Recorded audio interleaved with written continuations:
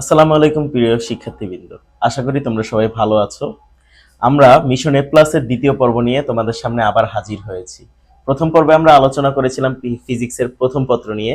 আজকের আলোচনার বিষয় হচ্ছে ফিজিক্সের সেকেন্ড পেপার নিয়ে। তোমরা সবাই জানো যে আমাদের পরীক্ষা খুবই সন্নিকটে। আজকে 30 তারিখ, আমাদের এক্সাম হচ্ছে নেক্সট মান্থের 26 তারিখ। ইট মিনস আমাদের হাতে মাত্র 27 দিন আছে।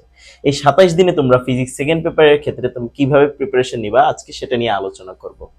আমাদের ফিজিক্স সেকেন্ড পেপারে টোটাল চ্যাপ্টার আছে 7টি, যার ভিতরে তাপগতিবিদ্যা, স্থিরতড়িৎ, চলতড়িৎ, ভৌত আলোক বিজ্ঞান, আধুনিক পদার্থ বিজ্ঞানের সূচনা, পরমাণু মডেল ও নিউক্লিয়ার পদার্থ বিজ্ঞান, সেমিকন্ডাক্টর এবং ইলেকট্রনিক্স আছে। সো আমরা এইখান থেকে আমাদের কোশ্চেন আসবে টোটাল 8 সেট। দেয়া লাগবে কয়টা? মাত্র 5টা, তাই তো। এইখানে আরো মজার বিষয়টা হচ্ছে সিকিউ এর ক্ষেত্রে তুমি এই চ্যাপ্টারটা বাদ দিতে পারো। অ্যাজ লাইক আমরা ফার্স্ট পেপারে যেরকম প্রথম যে চ্যাপ্টারটা ছিল সেটা বাদ দিয়েছিলাম, যেখান থেকে সিকিউ আসে না বললেই চলে। আমাদের সেকেন্ড পেপারে একটা চ্যাপ্টার আছে যেখান থেকে সিকিউ এর কোনো আসার পসিবিলিটি নাই, সেটা হচ্ছে কি সেমিকন্ডাক্টর ও ইলেকট্রনিক্স। এই চ্যাপ্টারটা বাদ দিলে আমাদের হাতে আর চ্যাপ্টার আছে কয়টা? মাত্র 6টা, যার ভিতরে প্রত্যেকটা থেকে যদি তুমি 1 সেট করে ধরে নাও তাহলে তুমি 6 সেট কোশ্চেন পাচ্ছ। আর থাকতেছে কত সেট? আমাদের আরো এক্সট্রা 2 সেট থাকতেছে, যেই 2 সেট তাপগতিবিদ্যা এবং এই তড়িতের পার্ট থেকে আসবে। এ থেকে আমরা কি বলতে পারতেছি, আমরা যদি 3টা চ্যাপ্টার পড়ি আমরা এইখান থেকে কয় সেট পেয়ে যাচ্ছি? এইখান থেকে কিন্তু আমাদের কোশ্চেনের প্রবাবিলিটি আমাদের এসে পড়তেছে। আমরা কিন্তু এখান থেকে আনুমানিক তোমার 4 সেট কোশ্চেন দিতে পারতেছি।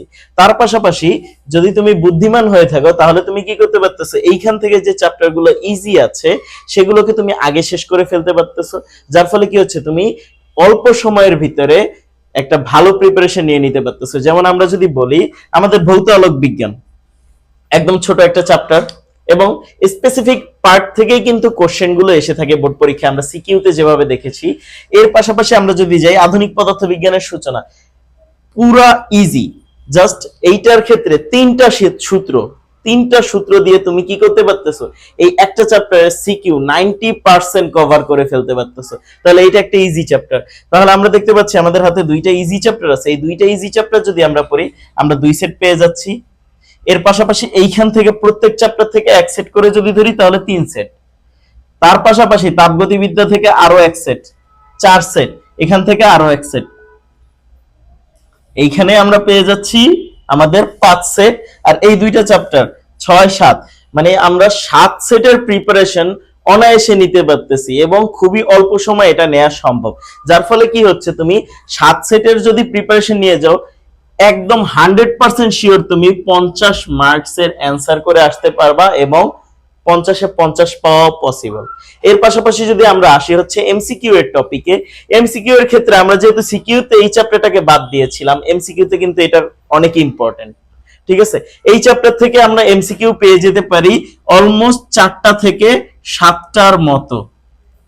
জাস্ট দেখো 7টা চ্যাপ্টারের ভিতরে এক চ্যাপ্টার থেকে যদি তুমি 4টা থেকে 7টা এমসিকিউর মতো পেয়ে যাও তাহলে কিন্তু তোমার জন্য কোয়াইট ইজি হয়ে যাচ্ছে এবং প্রত্যেকটা চ্যাপ্টার থেকে তুমি এমসিকিউ পেয়ে যাবে আনুমানিক 2টা থেকে 3টা এরকম, বা 4টা 5টা এরকমেরও পেয়ে যাবে। তবে মোস্ট ইম্পর্টেন্ট হচ্ছে এমসিকিউ এর ক্ষেত্রে এই সেমিকন্ডাক্টর এবং ইলেকট্রনিক্স।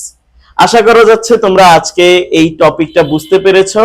আমরা এর পরবর্তীতে এই চ্যাপ্টার ওয়াইজ টপিক গুলো নিয়ে আলোচনা করব এবং এইগুলো নিয়ে একটা বিস্তার ভিডিও দিব।